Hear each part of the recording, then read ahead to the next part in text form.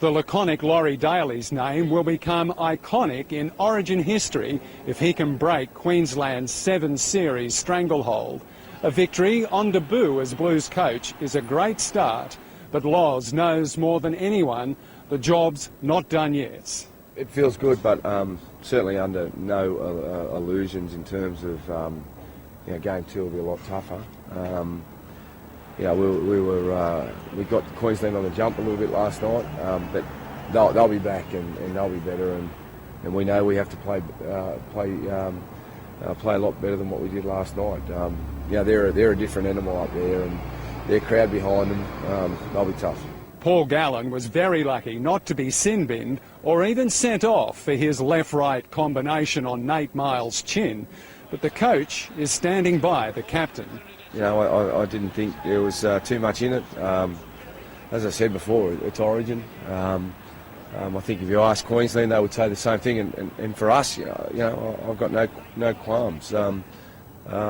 It's a different game, and for us, it's just that's just what it is. It appears some Gallen-friendly fire also caused some damage.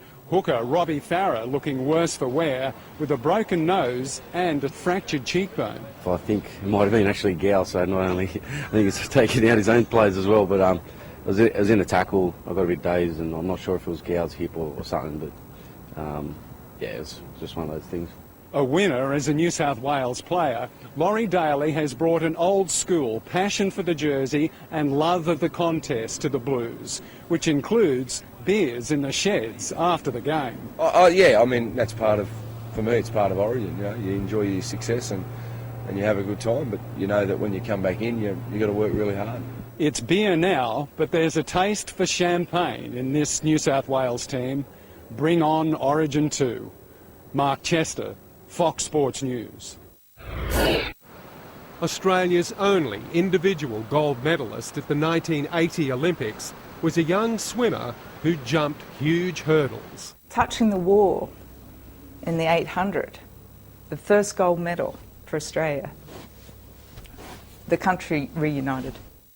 Just what had divided the country requires a quick history lesson, so stay with me. Moscow, July 19th, 1980. After the United States boycotted the Moscow Games, our government left that decision up to the individual athletes.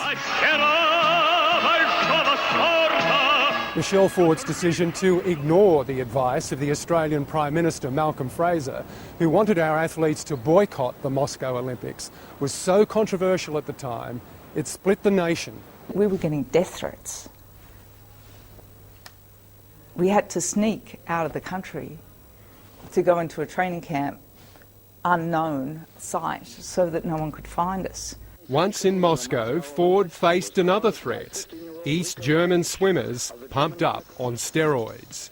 In the bus, I mean, my gosh, you sat on that bus and these girls just had these bouldering arms. And you think, oh my gosh, that's my competitor. How me, little old me, going to swim against this? They swam as a team against Michelle, who settled for bronze in the 200 butterfly. They sent out the first two, and that brought home the third girl, whom I couldn't even see, who was way back in the first 100, and she actually won.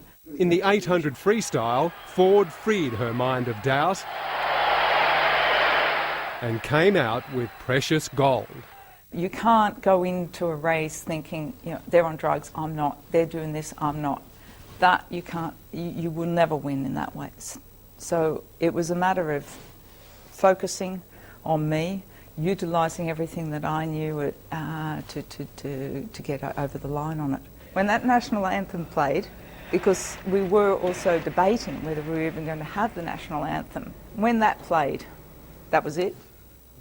Even then, there were some who questioned whether Michelle Ford would have beaten her great Australian rival, Tracy Wickham, who chose to boycott Moscow. We got telegrams back then, and the telegram saying that I'm going to kill you. That was bigger than Tracy. and it's a pity that Tracy didn't go to the games, but she had her own reasons. Having been in college in the US, you decided you would come out of retirement to compete in the '84 Olympics. In my heart, I wanted to defend my Olympic. I was dreaming that I was standing up on that dais again. However, an injured Ford finished second at the trials outside the qualifying time, even when the sports minister intervened and Michelle easily qualified in an individual time trial. Swimming Australia wouldn't pick her.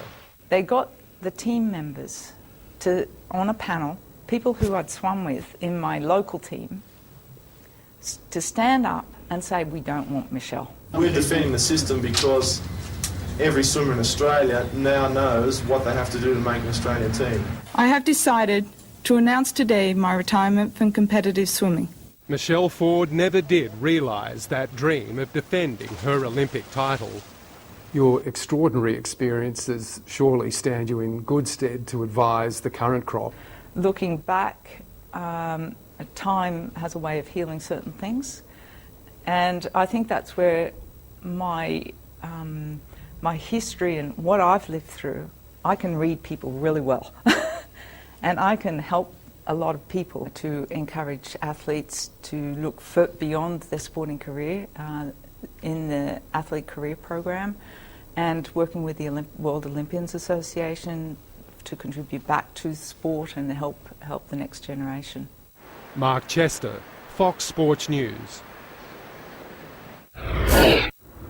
Shane, a coach's job suddenly became a lot tougher when the ACC report came out. With all that swirling around, how have you been able to keep your players' minds on their jobs? It's been tough. It's been real tough. And I don't really